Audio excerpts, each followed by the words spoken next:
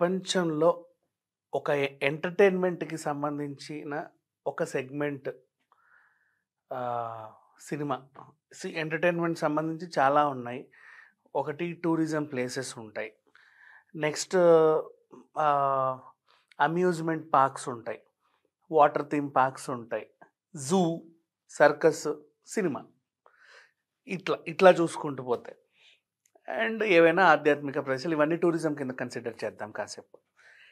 ఇప్పుడు మీరెవరైనా సరే టూరిస్టులు ఒక ఏరియాకెళ్ళి తెలుసా అక్కడ ఏముందో ఆ కొండలు, అబ్బబ్బా! వాటర్ ఫాల్స్, ఆ బీచ్‌లు, అవి ఇవి ఆ బిల్డింగ్‌లు అని చెబితే, అవునా? నిజమా? అరె! మనం గూడా వెళ్దాం అని ఒక 100 మంది ఎళ్తారు. ఆ మాటలు నమ్మి. ఆ విజువల్స్‌ను ఒకవేళ సోషల్ మీడియాలో వేసినా సరే వాటర్ ఫాల్ సంబంధించి వీటికి సంబంధించి ఖచ్చితంగా ఒక 1000 మందన్నా వెళ్తారు. అరే! ఇదేదో భలే ఉంది అని జెప్పి. ఇంకా బాగా వైరల్ గూడా అవుతది. ఎంత వైరల్ అయితే దానికి అంత మైలేజ్. టూరిజం ప్లేసెస్‌కి. Next amusement theme parks. మనం వెళ్ళాం. 10 మందికి చెప్పావు. తెలుసా అక్కడ పెద్ద పెద్ద వాటర్ రైడ్స్ ఉంటాయి. ఇంకేవో ఉంటాయి. కొలంబస్ ఉంటది. జెయింట్ వీల్ ఉంటది. తిరిగినోళ్ళకి తిరిగినంత, ఆడినోళ్ళకి ఆడినంత మంచి ఎక్స్‌పీరియన్స్ అని చెప్పావనుకో, నీ మాటకు విని ఒక 100 మందొస్తారు. నువ్వు ఆ రైడ్స్‌ని ఎక్స్‌పీరియన్స్ చేసి, అదంతా చిత్రీకరించి నువ్వు సోషల్ మీడియాలోనో ఎక్కడన్నా పెట్టావనుకో, దాన్ని చూసి 1,00,000 మందొస్తారు, 1000 మందొస్తారు. Next zoo. వెళ్ళి ఏవైనా కొన్ని జంతువులను చూసావు. అబ్బా! అక్కడ అసలు ఏమున్నాయో తెలుసా? పులులైతే భలే ఉన్నాయి, ముద్దుగా ఉన్నాయి. కొత్త క్రొకొడైల్ వచ్చింది, అదొచ్చింది, ఇదొచ్చింది. నీ మాట నమ్మి 100 మందొస్తారు. నువ్వు ఆ విజువల్స్ సోషల్ మీడియాలో పెడితే అవి చూసి వేల మంది, లక్షల మంది వస్తారు. నెక్స్ట్ సర్కసే పోనీ. మ్యాజిక్ షో ఈ భలే చేశాడు. సింహంతో భలే ఆటలాడుకున్నారు. రింగులు రింగులు తిప్పారు. సింగిల్ కత్తి మీద సైకిల్ నిలబెట్టారు. ఏవేవేవో విన్యాసాలు చేశారు. అవునా! అంత చేశారా? 100 మందొస్తారు. ఆ విజువల్స్ తీసి నువ్వు పెట్టావంటే అది చూసి వేల మంది, లక్షల మందొస్తారు. కేవలం ఒక సినిమా మాత్రమే నువ్వు చూసి 10 మందికి చెబితే ఎవడు రాడు. ఇంటర్వెల్ ఇట్లుంటది. ఓపెనింగ్ ఇట్లుంటది. విలన్ ఇతడే.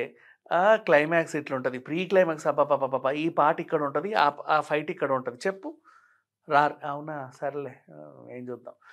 అదే నువ్వు విజువల్స్ తీసి పెట్టు. ఎవ్వడు రాడు థియేటర్‌కి. అందరూ అవి చూస్తా ఉంటారు. దిస్ ఈజ్ వాట్ ఈ డ్యామేజ్ ఒక ఎంటర్‌టైన్‌మెంట్‌లో కేవలం సినిమా అనే ఒక సెగ్మెంట్‌కి మాత్రమే ఎంత మాట్లాడితే అంత డ్యామేజ్. ఎంత చూపిస్తే అంత డ్యామేజ్. ఏదైనా సరే మనిషి ఎలాంటి ఎక్స్‌పెక్టేషన్స్ లేకుండా, ఏం చూడకుండా కేవలం ట్రైలరో, గ్లింప్సో, పోస్టర్‌లో నమ్ముకొని థియేటర్‌కొస్తే తప్ప దానికి బతుకు లేదు. ఆ బతుకు కూడా ఎన్ని రోజుల్లో తెలుసా? కనీసం అమ్యూజ్‌మెంట్ పార్కులు రోడ్ల మీద పెట్టే ఎగ్జిబిషన్‌లైనా 45 రోజులు ఉంటాయి. ఖచ్చితంగా ఉంటాయి. గ్రౌండ్ రెంట్‌కి తీసుకుంటారు కాబట్టి. కానీ సినిమా మాత్రం ఈ రోజుల్లో 3 రోజుల కంటే ఎక్కువ ఉండదు. 3 రోజులు. ఆ వీకెండ్ అంతే. లాంగ్ వీకెండ్ అయితే 4 రోజులు. మహా అయితే నెక్స్ట్ థర్స్‌డే అంతే. అబ్బా! బీభత్సమైన టాక్ వస్తే తప్ప ఇంకో వారం. ఆ వారం కూడా డౌటే. బట్ ఇంకో వారం. ఇది సినిమాల పరిస్థితి.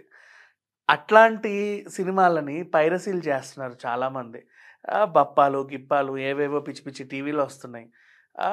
ఇప్పుడు ఐబొమ్మ వాటన్నిటిలో ఓటీటీలో ఒకటి రిలీజ్ అయిందంటే వెంటనే దాన్ని కాపీ చేసేసి ఐబొమ్మలో పెట్టేస్తున్నారు. మరి ఆ ఓటీటీకి 14,000 ఎంతో కట్టి దాన్నెందుకు చూడాలో అర్థం కాదు. ఆ ప్రింట్లు మళ్ళీ హెచ్‌డీ ప్రింట్లు. నెక్స్ట్ సినిమా థియేటర్‌లో పడిందంటే థియేటర్‌లో కూడా మీరు తీసేది కూడా మళ్ళీ ఏఐ టెక్నాలజీలో ఏదో చేస్తారు. ప్రింట్ అట్లా పడిపోతుంది హెచ్‌డీ ప్రింట్. కోక్ టిన్‌లలో కెమెరాలు పెట్టుకొనొస్తున్నారు. పాప్‌కార్న్ బాస్కెట్‌లో కెమెరాలు పెట్టుకొనొస్తున్నారు. రీసెంట్‌లీ ఈ విషయాన్ని కనుక్కొని ఏం చేశారు అంటే యాక్చువల్‌గా పెహల్గాం దాడి తర్వాత జరిగిన మంచి పరిణామం ఇది చెప్పాలనుకుంటే. బయట కంట్రీ నుంచి మనకి ఏదైనా డాలర్స్ రూపంలో గానీ, ఇంకేదైనా విదేశీ మారక డబ్బులొస్తుంటే దాని మీద నిఘా పెట్టారు. ఒకడికి వనస్థలిపురంలో కిరణ్ అనేవాడు ఉన్నాడు. వాడికెందుకో ఏవో పిచ్చి పిచ్చి ఖాతాల నుంచి డబ్బులు పడుతున్నాయి. థర్డ్ పార్టీ యాప్స్ నుంచి, బిట్ కాయిన్స్ అని, క్రిప్టో కరెన్సీ నుంచి. ఏంటో చూద్దాంలే అని ఒకసారి వాడిని అలా పిలిస్తే, అబ్బే! ఏం లేదండి పైరసీ చేస్తున్నా. ఏం చేస్తున్నావు? పైరసీ చేస్తున్నా.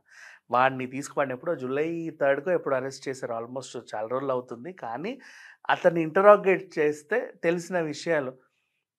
నిన్న కరూర్ అనే ప్రాంతంలో మన తొక్కిసలాట జరిగింది. గుర్తుందా? విజయ్ ఎళ్ళినప్పుడు. ఆ ప్రాంతంలో సిరిల్ అనే ఒక అతనున్నాడు. వాడు సాఫ్ట్వేర్ ఇంజనీర్. ఈ సాఫ్ట్వేర్స్లో ఏ టెక్నాలజీ బాగా ఆరితేరు ఉన్నాడు, బాగా మంచిగా చదువుకున్నాడు, అవన్నీ నేర్చుకొని ఈ పెడదోవ పడ్డాడు. అంటే మిస్యూజ్ చేయడం సాఫ్ట్వేర్ని. సినిమాలన్నిటినీ పైరసీ చేసి దాన్ని తమిళ్ రాకర్స్, మూవీ రూల్స్, ఇంకేవేవో సైట్స్లో తను అప్లోడ్ చేయడం. ఇలా అప్లోడ్ చేస్తే వాళ్ళు దాన్ని స్వీకరించి ఇతనికి క్రిప్టో కరెన్సీ రూపంలో డబ్బులు పంపడం. ఆ క్రిప్టో కరెన్సీని ఇంకేదో యాప్స్లో వేస్తే అది ఇతనికి డాలర్ కాస్త ఐఎన్ఆర్కి వెళ్ళిపోతుంది. ఆ డబ్బులు తన బ్యాంక్ అకౌంట్లో పడతాయి. సో ఇట్లా విదేశీ మారక ద్రవ్యం ఎందుకు వీళ్ళ అకౌంట్లలో పడుతుంది అని చెప్పి పోలీసులు నిఘా పెడితే తెలిసిన విషయం, దాదాపు 3,700 కోట్ల వరకు పైరసీ జరిగింది. వీళ్ళు చెప్పిన విషయాలు బట్టి వీళ్ళు ఎప్పుడు 2020 నుంచి ఇదే పనిలో ఉన్నారట. 5 ఏళ్ళు, అంటే కరోనా ముందు, కరోనా తర్వాత. కరోనా టైంలో ఇంకా ఎక్కువ అయిపోయింది మోస్ట్లీ. నాకు తెలిసి ఈ ఐబొమ్మ ఇవన్నీ కూడా అప్పుడప్పుడు వచ్చి పుట్టినవే అనుకుంటా, అంతకుముందు నాకు తెలియదు. మేబీ అప్పుడప్పుడు వచ్చినవే. ఓటీటీ బాగా డెవలప్ అయిన తర్వాత ఇవి వచ్చాయి. సో ఇదొక ఆదాయ మార్గంగా పెట్టుకున్నారు. సినిమా ఏదైనా సరే రిలీజ్ రోజు చూడడం. అంటే వీళ్ళు ఫోరెన్సిక్లో చూస్తే ఎక్కడి నుంచి సోర్స్ వచ్చింది అని చూస్తే థియేటర్సే మెయిన్ సోర్స్. నాకు అర్థం కాదు. ఒకటి maybe I don't know whether they can implement or not. ఏదో ఉచిత సలహా మనకు అనిపించింది కాబట్టి చెప్పాలనుకుంటున్నా. ఇప్పుడు అంత పెద్ద తిరుమల తిరుపతి టెంపుల్కే వేల మంది, లక్షల మంది వచ్చినప్పుడే మనం కింద ఫోన్లు తీసుకుని మళ్ళీ భద్రంగా మనకి ఇస్తారు. థియేటర్లో ఎంతసేపు? ఫోన్లు లేనప్పుడే పైరసీలు అవ్వాలి. ఆ ఫోన్లు వచ్చాకే అవుతున్నాయి, కెమెరాలు వచ్చాక అవుతున్నాయి, తెలిసిన విషయమే కదా. సో వెళ్ళేటప్పుడు అందరు ఫోన్లు తీసుకొని మళ్ళీ సినిమా అయ్యాక ఎవరిది వాడికి ఇచ్చేయచ్చు కదా, 3D అద్దాలు ఇచ్చినట్టు మళ్ళీ తీసుకున్నట్టు. మేబీ అంటే అట్లీస్ట్ ఇప్పుడు ఇక్కడెక్కడో కెమెరాలు పెట్టుకొస్తే ఏం చేయలేమేమో, కానీ కనీసం కొద్ది వరకు అయితే ఆపొచ్చు. అండ్ నెక్స్ట్ చూసిన వాళ్ళు ఎలాగో రివ్యూలు చెప్తారు, అది వేరే విషయం. ఆ డ్యామేజ్ తర్వాత ఉంటుందిలే. బట్ పైరసీ అనేది ఎక్కువ ఉంటుంది. ఎందుకంటే ఇప్పుడు ఫర్ ఎగ్జాంపుల్ నిన్న ఓజీ సినిమా వచ్చింది. ఓజీ సినిమాకి ఏంటి, ఫస్ట్ డే బెనిఫిట్ షో 800 పెట్టారు, చూసారు అందరూ. అంటే హీరో అబ్బాయిలు ఉంటారు కాబట్టి ఓకే. నెక్స్ట్ 10 రోజుల వరకు 500 టికెట్ అనగానే చాలామంది ఏం చేస్తారు, దాన్ని వెతుక్కున్నారు ఆన్లైన్లో ఎక్కడ చూడొచ్చు అని. ఎక్కడ పడితే అక్కడ ఉన్నాయి ఓజీలు. చూసేశారు దాంట్లో, ఓహో ఇత్తేనా, ఓకే ఓకే ఓకే ఫైన్, అర్థమైపోయింది స్టోరీ. లేదు అదేదో పెద్ద విజువల్ వండర్, ఖచ్చితంగా థియేటర్లో చూడాలి అనుకుంటే అప్పుడు మళ్ళీ థియేటర్కి వచ్చి ఎక్స్పీరియన్స్ చేస్తున్నారు. లైక్ మహావతార్ నరసింహ లాంటి సినిమాలు, లేదా రేపు వచ్చే కాంతార లాంటి సినిమాలు. అంటే కొన్ని సినిమాలు ఉంటాయి, నువ్వు పైరసీ చూసినా కూడా నీకు ఆ ఫీల్ రాదు, ఓటీటీలో చూసినా టీవీలో చూసినా ఫీల్ రాదు, కానీ ఖచ్చితంగా నువ్వు థియేటర్లో చూస్తేనే యూ విల్ ఎక్స్పీరియన్స్ ఆ విజువల్ వండర్ అని. కొన్ని సినిమాలు ఉంటాయి లైక్ అవతార్ లాంటివి. ఇట్లాంటి వాటికి మాత్రమే థియేటర్కి వస్తున్నారు. మిగతావన్నీ కూడా ఓటీటీలో జస్ట్ ఫార్వర్డ్, ఓకే ఓకే ఓహో ఇంతే అయిపోయింది అలా చూస్తున్నారు. కానీ ఈ సౌలభ్యం కూడా వాళ్ళకి ఇచ్చేది ఎవరు, ఈ హ్యాకర్స్. వీళ్ళు ఏం చేస్తున్నారంటే డిఫరెంట్ సైట్లో, ఇప్పుడు ఈటీవీ విన్ కానీ ఎక్కడైనా ఒక సినిమా ఉంటే వెంటనే దాన్ని డౌన్లోడ్ చేసేయడం, దాని నుంచి మళ్ళీ వీళ్ళ సంబంధించిన సైట్స్లో అప్లోడ్ చేయడం. ఈ సినిమాని మీదున్న క్రేజ్, దాని రివ్యూలు, రేటింగ్లు అన్నీ దాంట్లో పెడితే వాళ్ళు చూసి ఓహో ఇది బాగా మంది చూస్తున్న సినిమా, థియేటర్లో ఎక్కువ ఆడుతున్న సినిమా అని చెప్పేసి దానికి ఒక రేటు కడతారు. లేదు ఏదో నార్మల్ సినిమా, అన్ని సినిమాలు అప్లోడ్ చేస్తారు. కొన్ని సినిమాలకి $10 ఇస్తే కొన్ని సినిమాలకి $100 ఇస్తారు. బట్ ఏదో ఒకటి కాదేది సంపదకు అనర్హం, సంపాదించుకోవడానికి హ్యాపీగా సంపాదిస్తున్నారు. సో మొత్తానికైతే పట్టుకున్నారు ఒక పెద్ద ముఠాని. మరి వీళ్ళు 2020 నుంచి చేస్తున్నారు. వీళ్ళ నుంచి ఇంకా సమాచారం సేకరించి ఇంకెంతమంది ఉన్నారు తెలిస్తే ఈజీ. అండ్ ఈ రోజుల్లో గిరిసీలు అంత ఈజీ కాదు. ఎందుకంటే యూట్యూబ్ కూడా ఇన్కమ్ మనకి డాలర్స్లోనే వస్తుంది. చాలామందికి యూట్యూబ్ ఛానల్స్ ఉన్నాయి. మీకు అది పడాలంటే ఒక కోడ్ మన ఇంటికి అడ్రస్కి వస్తుంది. దాని తర్వాత బ్యాంకు నుంచి ఒక ఫోన్ వస్తుంది, మీకు ఎందుకండి విదేశీ డబ్బులు బాగా పడుతున్నాయి మీ అకౌంట్లలో అని. అప్పుడు చెప్పుకోవాలి సమాధానం, మాకు ఇట్లా యూట్యూబ్ ఛానల్ ఉంది, this is my ID, this is my address అని. ఓకే, అథెంటిసిటీ చూసి ఇస్తారు. అండ్ పిచ్చిగా బిట్కాయిన్ల నుంచి, క్రిప్టో కరెన్సీ నుంచి, థర్డ్ ఫోర్త్ పార్టీ యాప్స్ నుంచి డబ్బులు నీ అకౌంట్లో ఆ అకౌంట్లో పడుతుంటే బ్యాంక్స్ కూడా చూసి ఊరుకోవు, పోలీసులకు సమాచారం ఇస్తారు ఖచ్చితంగా.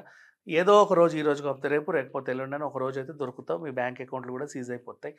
అండ్ జైలు శిక్ష తప్పదు ఏం చేసినా.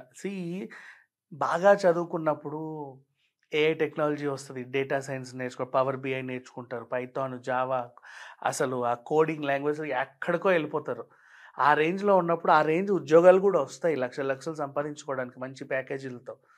ఆ తెలివంతా అక్కడ ప్రదర్శించకుండా ఈ అక్రమ మార్గాల్లో వెళ్తే ఇలాగే ఉంటుంది పరిస్థితి. మొత్తానికైతే దొరికారు. సివి ఆనంద్ గారు పట్టుకున్నారు. అందరికైతే చూపించారు. ఇంకా ఇంకా ఇంకా దీని మీద ఇంకా చాలామంది ఉంటారు కాబట్టి వాళ్ళు కూడా బయటికి వస్తే బెటర్ త్వరలో. Thank you so much.